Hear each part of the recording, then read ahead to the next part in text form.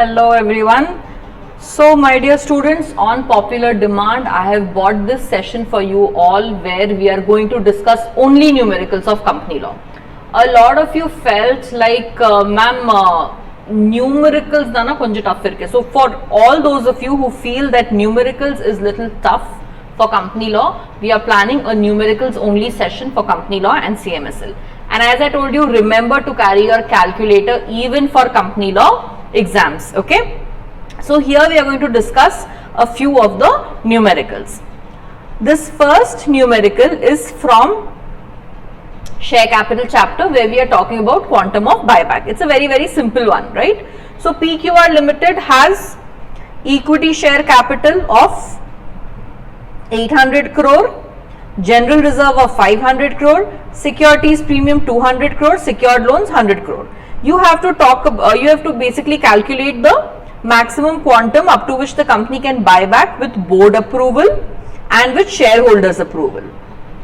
Try to remember, with board approval in 1 year you can buy back up to 10% of PSC, FR, right, and the general reserve part, right? So up to 10% is possible with board approval, and for share, if you get shareholders approval, SR and GM, you can do up to 25%. So you have to calculate this 800 crore plus 500 crores 10%, basically up to 13 crore you can buy back with board approval. With shareholders approval, you can buy back up to 25% of 800 plus 500, which is 32.5 crores. So this was a pretty simple one. Now let's move on to the other topics. Next chapter which we will discuss the numerical for is your dividend chapter. Now XYZ has inadequacy of profits, but it proposes to declare dividend out of general reserves. All of you remember the dividends chapter. You can either declare it out of profits or you can also declare it out of previous profits of which is kept in free reserves and all. Okay, so let's see that. Following other facts: 17,500 preference shares the company is having, which has a dividend of 9%. Then there is 7 lakh equity shares, general reserve of 21 lakh, capital reserve of 3 lakh 50,000, securities premium of 3 lakh 50,000. Surplus in PNL is 63,000, which is from the existing previous years, and this year's net profit is 3 lakh 57,000. They did not say no profit, they told inadequacy of profit. So the profit is little lesser. Now what was the average rate of dividend which they have declared in the last 3 years? It is 15%. Always be careful whether in the sum they have given you average rate of dividend or whether they have given you the last 3 years of dividend. I hope all of you remember this. If they have given you last 3 years of dividend declared rates, for example,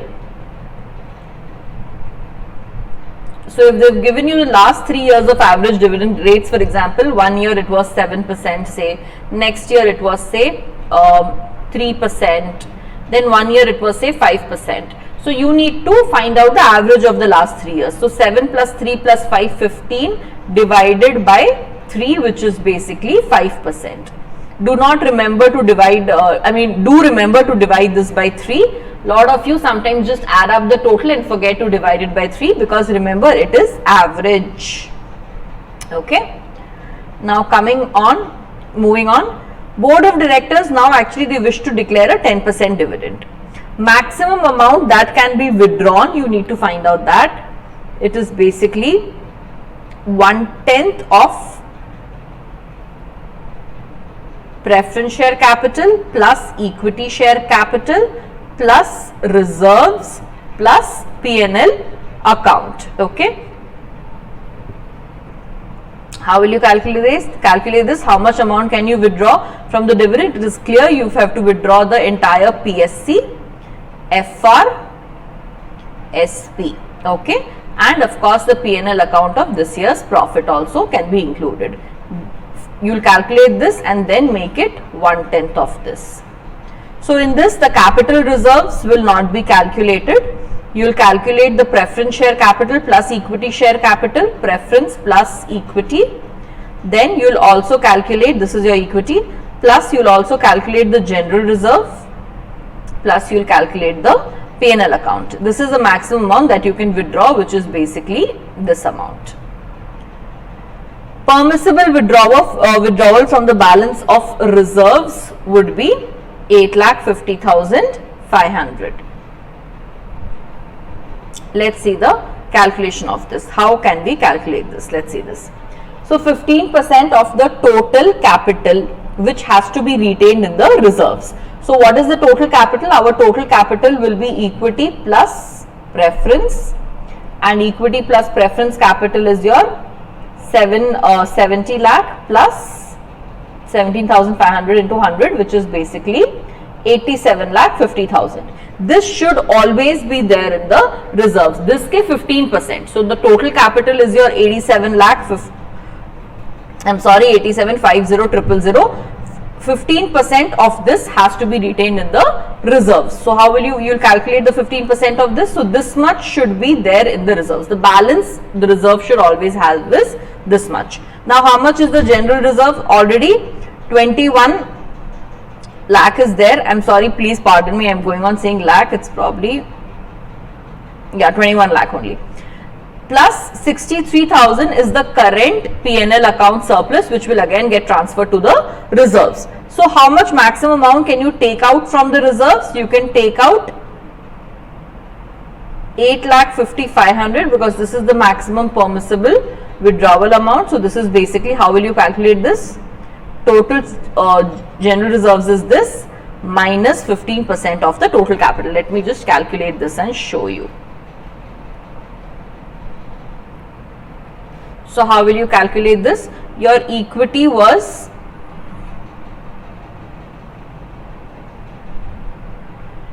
equity is 7 lakh into 10 each.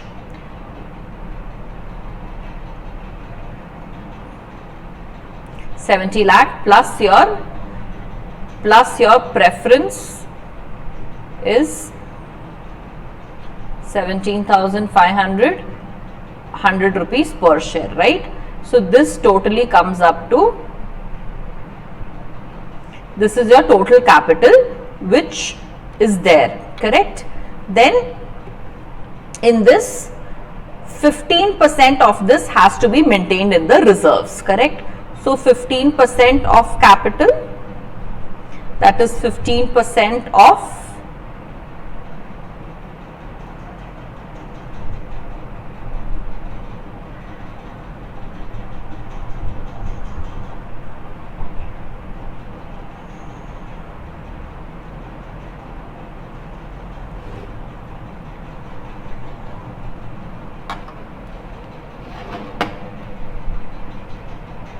So quickly along with me, you people can calculate 15% of 87 lakh 50,000. It basically comes up to 1312,500, right? So this is the total amount which you need to keep it in the reserves. Now how much is the general reserves? The general reserves is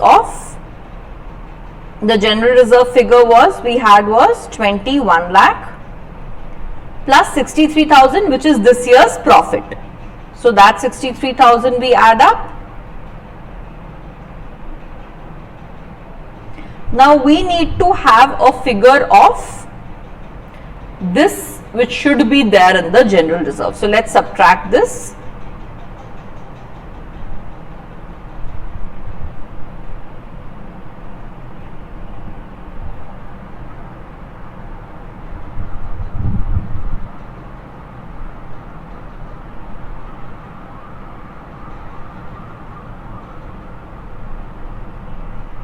So basically we can withdraw a figure of up to, I'm sorry, did I make a mistake while calculation?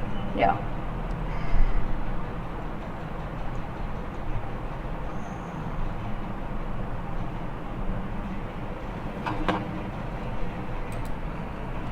Yeah, so I made a mistake, sorry, this will be 6 only.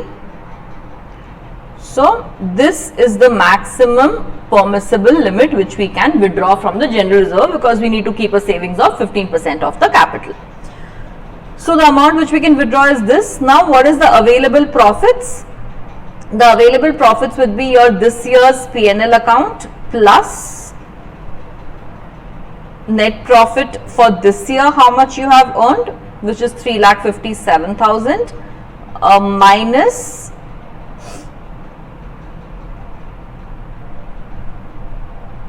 minus your 1,57,500. Why are we subtracting this? Because we need to subtract the dividend which they have to pay for preference shareholders. Preference shareholders will get a 9% dividend. So 9% of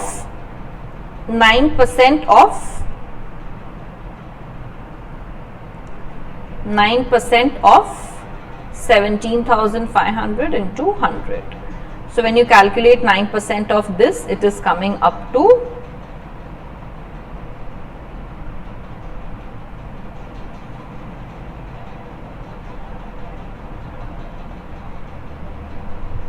1,57,500. So this is the preference share dividend which needs to be paid. This also should be subtracted.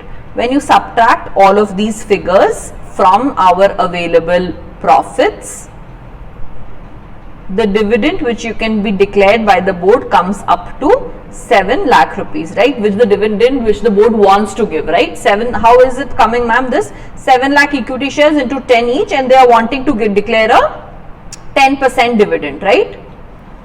So 10% dividend is coming up to your 7 lakh rupees.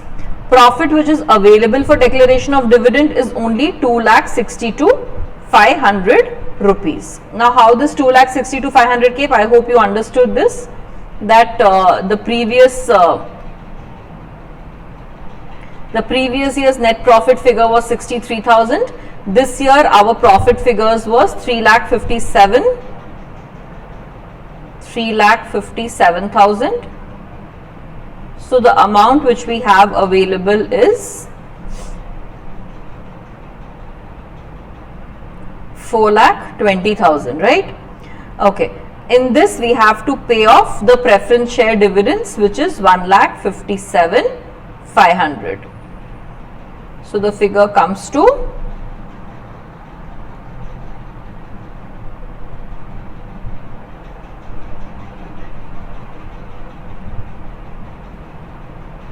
2,62,500. So that is the figure which is available for declaration of dividend.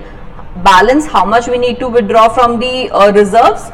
We want to declare 7 lakh of dividend. So 7 lakh minus 262,500 which is available in the profits. We need a amount of 4,37,500. And how much can we withdraw from the reserves? 8,50,000. So yes, we can definitely declare a dividend of up to 10% because that much amount is available in the reserves. Now let us once quickly do a recap of this sum. What we need to find out is how much amount should be kept in the reserves. So in the reserves we need to maintain 15% of the capital balance. Rest of the amount can be withdrawn. So first we will find out how much can we withdraw. Then how much percentage is it possible? The previous average is 15%. It should not be exceeding that. So up to 10% the board wants to declare, it is fair enough. So that amount you will find out. Then you will find out what is the current available profits, in that how much is the preference dividend which has to be paid, and then how much will be pending for the equity dividend. That figure you have to find out. Then you should find out the shortfall and check if that much amount you can withdraw from the reserves or not. So this is one important sum which is a possibility that you can get in your exams. Now coming up to the next sum, which is again for dividends only. Let us check this sum. The profits of X Limited for FY 21-22 is inadequate, and considering the different scenarios, the declaration of dividend may be as under. So this is the three cases which they have given for the rate of dividends. The maximum rate of dividend for the year 21-22 is average rate of dividend 15/3, 5%. Company can only declare a dividend of up to 5%, right? And for the compliance of other condition prescribed under the rules. The stipulation regarding the average rate of dividend for here, let us see this. See, in the first case what is happening, one of the years you declared 10%, next year you didn't declare anything, third year you declared another 5%. So the average rate is again coming to 5%. Company, yes, can declare a dividend of up to 5%. In here the company has declared nil dividend. So since average rate of dividend is not there, you may declare the dividend at any rate if you follow the other condition. What is that other condition? You should have profits for this year. For this, the average will come up to 4%, so you cannot declare more than 4%, the other, subject to other compliance of conditions, of course. So this was a very easy thing, you just had to calculate the average. Now moving on to the next sum, you have equity share capital, you have free reserves, you have revaluation reserve, you have P&L account, debit balance. Always pay attention, it's debit or credit balance. Then this net loss is also there. Company has paid dividends according to so and so rates.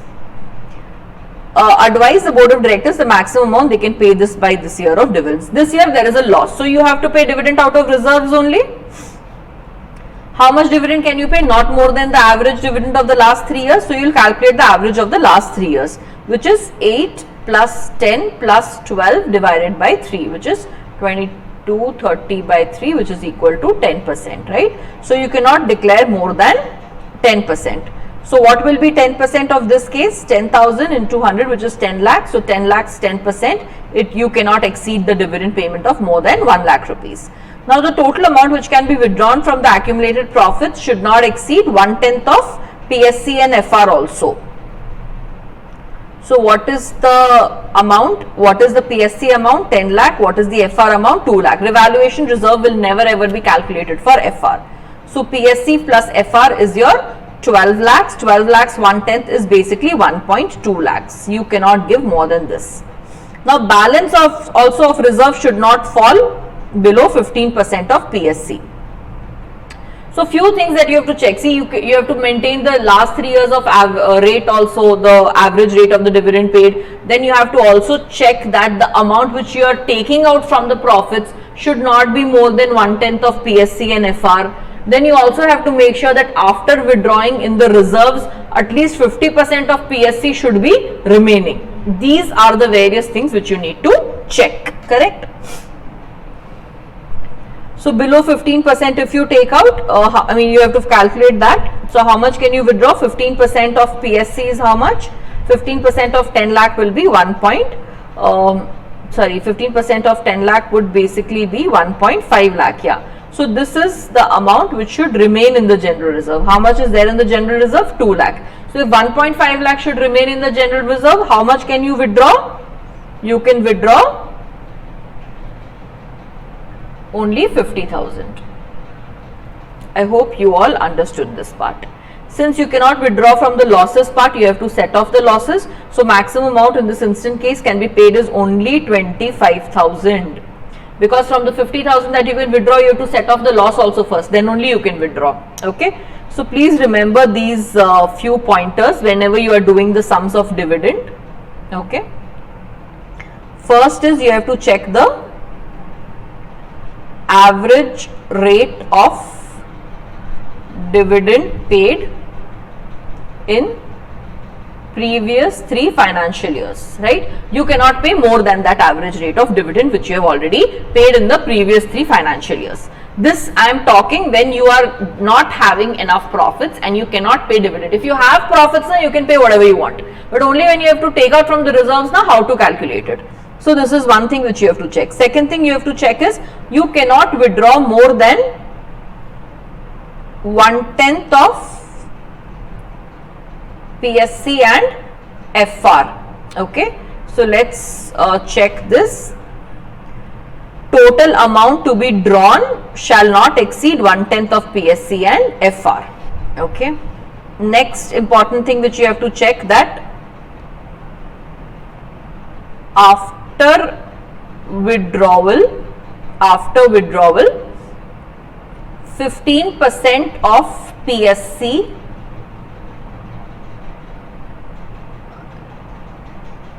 balance to be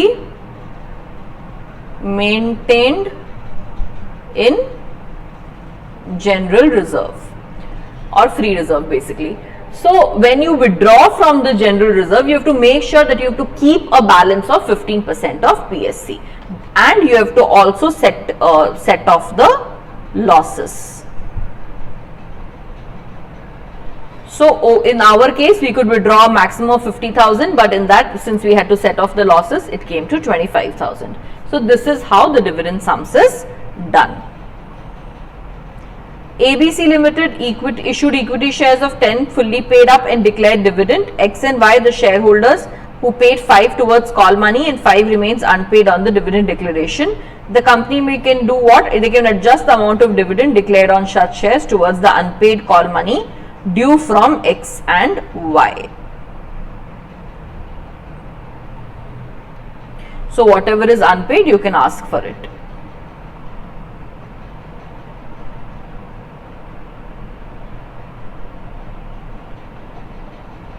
Now let us move on to the borrowings, part 2 numericals, which is about borrowings. This is very, very important. Mostly I think one sum always comes for the exams most of the time. Now let us see this. PSC is 100 lakh. Reserves and surplus general reserve is 50 lakh. Securities premium 25. Revaluation reserve, always remember it is not a part of free reserves. Revaluation reserve is there, long-term borrowings are there, short-term borrowings is there, temporary loan for construction of building is there. If you remember, go back to the law and read it. Short-term borrowings is not included while calculation of this loan of the directors and the how much money can the companies borrow. So the short-term loans is not calculated, and temporary loan, if it is for a capital asset construction, it is always calculated. So these all parts you should be aware of. Now the board of director wants to borrow a sum of further amount of 50 lakh rupees as long-term loan without getting the consent of members. Is it possible? And what will be your answer if it's a private limited company? So this is a very, very important section. We will check this section. That yes, we can borrow, but how much can we borrow? The money should not exceed aggregate of PSC, FR, SP apart from temporary loans obtained for the company's bankers in the ordinary course of business. What is temporary loan? Loan which is repayable on demand or within 6 months. Short-term cash credit, seasonal, but does not include loans which is raised for capital nature financial expenditure. So this is a capital nature thing. The construction of building is a capital nature thing, so it will be included, right? Now let's see this. You should remember this part. It is basically just a sec.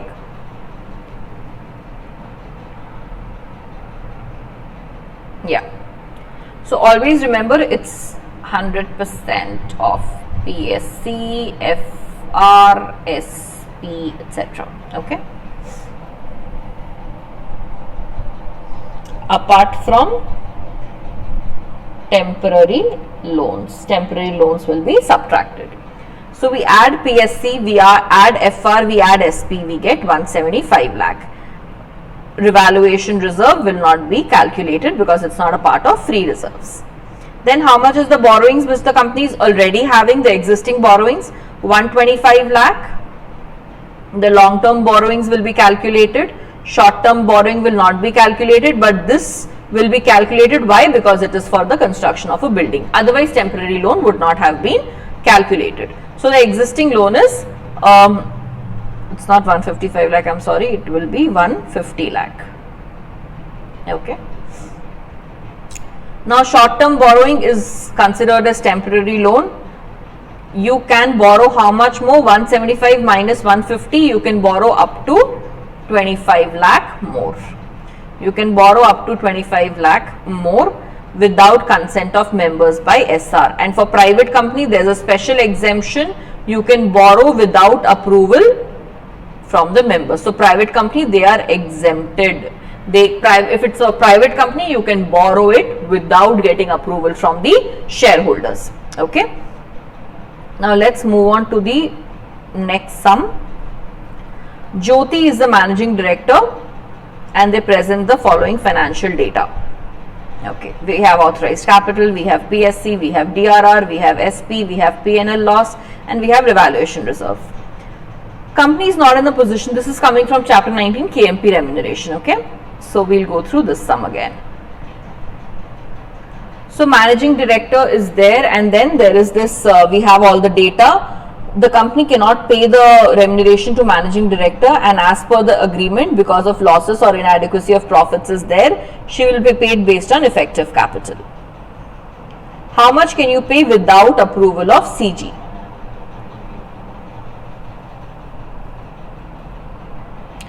So what is the effective capital? The main calculation over here is you have to find out the effective capital, right? So how will you find out the effective capital? Let's see that.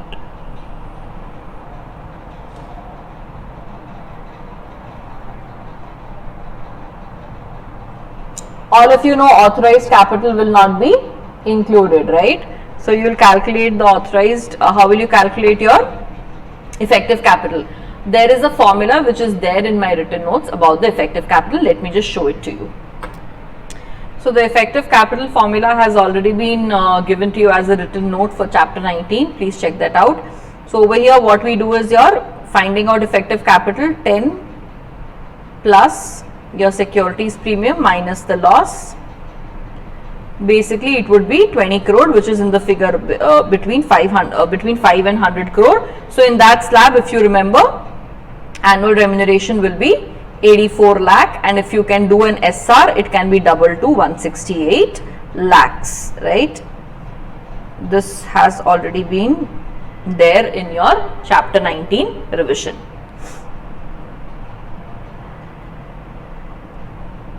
We will discuss a few more sums.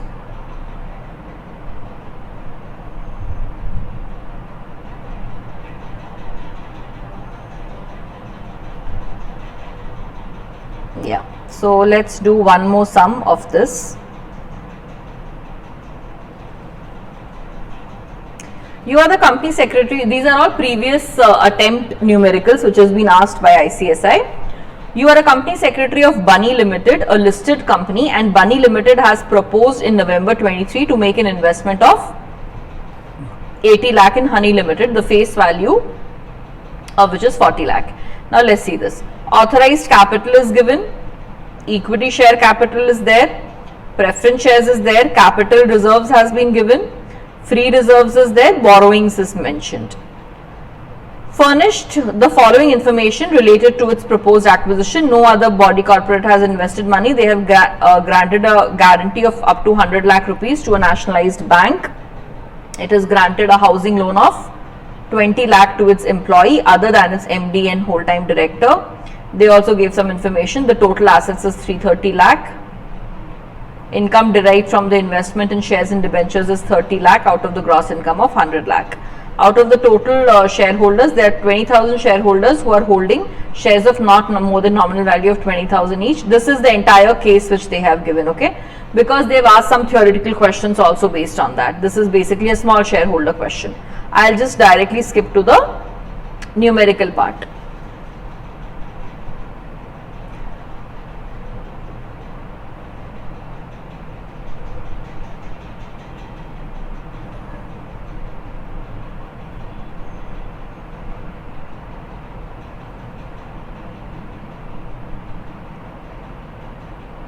So over here we have identified the authority and mode of approval for the investment proposal of 80 lakh in the equity shares in the above scenario.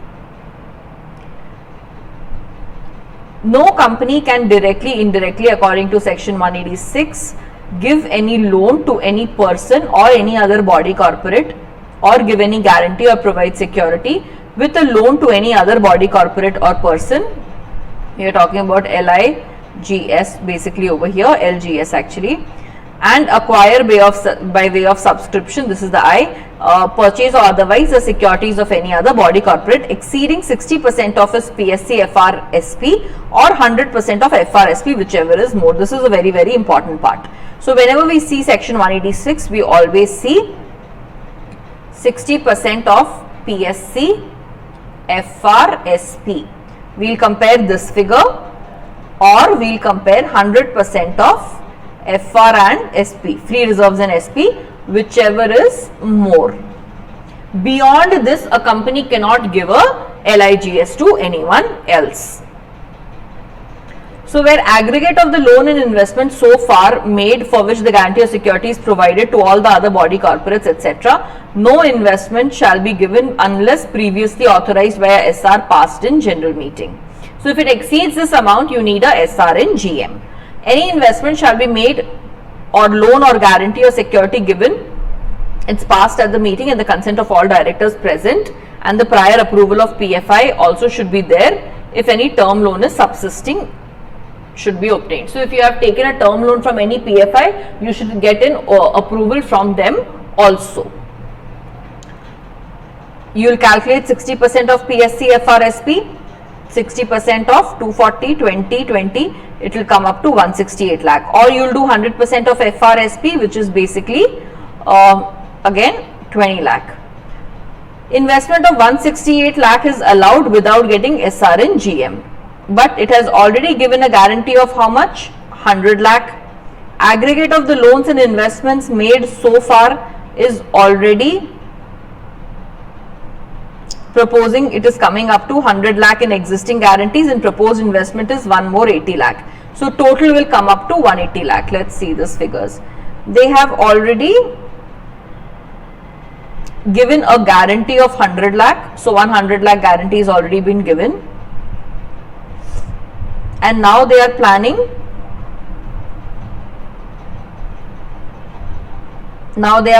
another 100 lakh, right? Borrowings is also there, yeah. So now they are again planning another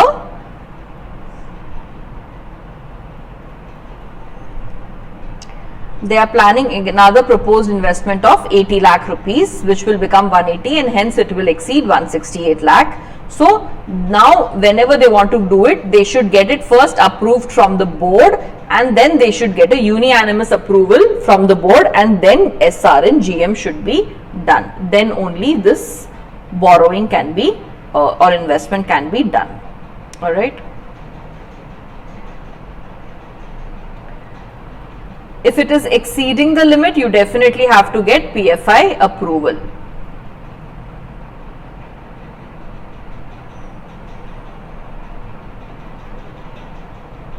And this is applicable to both private and public company, so they will not get any exemptions, okay? No exemptions is possible.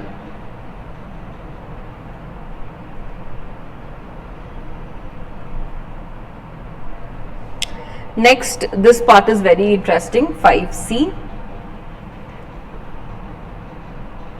Whether Honey Investment Private Limited is an investment company. How will you decide whether a company is an investment company or not? Let us go and check the definition first for what is an investment company. Investment company is, what is an investment company? It's a company whose business is basically acquisition of shares, debentures or other securities. How will you find it out? If your assets, which is in the form of investment in shares, debentures or other security, should be not less than 50% of its total asset. So if more than 50% of your total asset is on investments in shares and debentures, then you are known as an investment company. If the income which you are deriving from this investment is not less than 50%, so either your 50% of total assets or 50% of total income should come from shares and debentures and other securities, okay? So either your investment should be more than 50% of your assets, or the income which you get should be more than 50% of your income from shares and debentures. So this we have to calculate and find out if it is a fact or not. Now what is the total assets of Honey Investment Private Limited? The total investments of Honey Investment Private Limited is, equity share capital is 300, over here the capital reserve is 30. The total assets is given as 330 lakh, including the investments in shares and debentures is 200 lakh, okay? This is important to note. So out of 330 lakh, the total investment in shares and debentures is basically 200 lakh, which is definitely more than 50%. Then we will find out the income. Income is 30 lakh, which is less than the gross income of 50% of 100 lakh, okay? So over here, let's see that.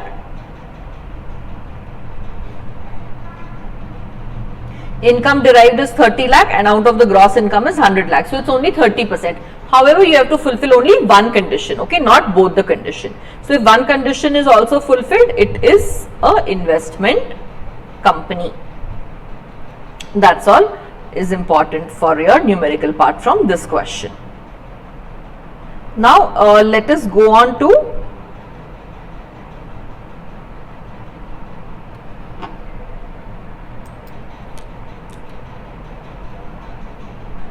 okay. So basically there are more sums, but we have covered all the topics. So you can ensure that these topics are covered for your numerical revision. Your dividends, your shares chapter is not much, but your dividend chapter is important for part 1, and for part 2 your section 180 and section 186 and KMP and their remunerations. Okay, these are the important topics. One more sum we will do for section 186, and then you can assume that you are good to go.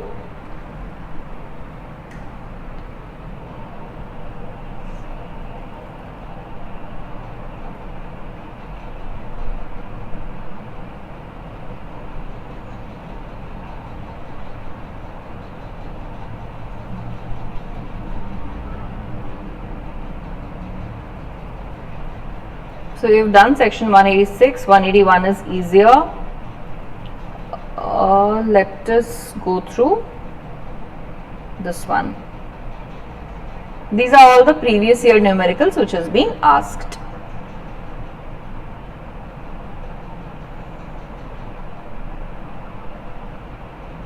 Yeah, here we come. So Zero Motors Limited is a listed company which has 3 manufacturing divisions for cycle, motorcycle and electric scooter. This is the details of Zero Motors Limited.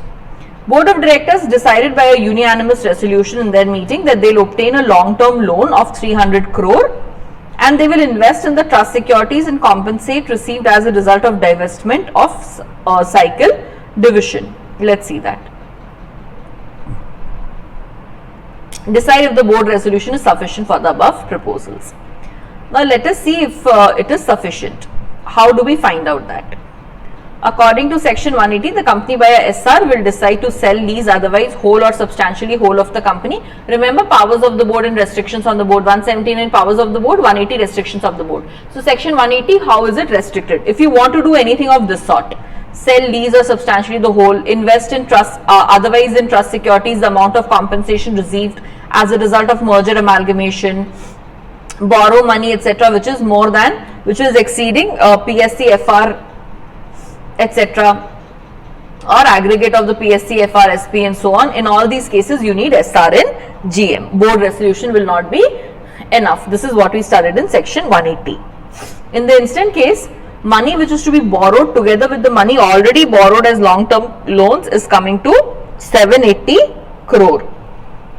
Let us see how. Long-term loan is 480 crore. Okay. Then they are planning another of 300 crore. So 480 plus 300, 780 crore is being planned. And what is the aggregate of PSC, FR and SP? Let's see that also.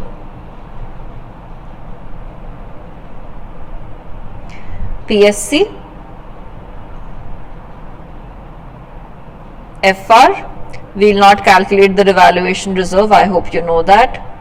Then P&L account, credit balance.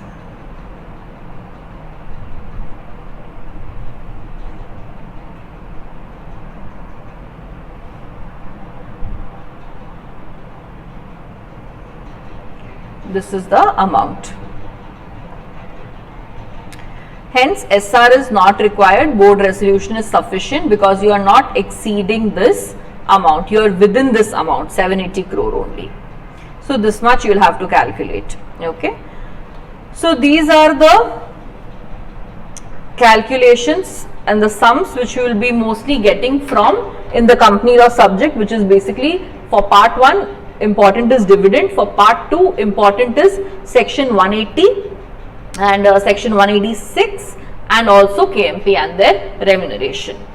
Alright, we will meet once again, we will have a few more revision sessions of other of chapter wise, maybe some revision, quick revisions we will be doing.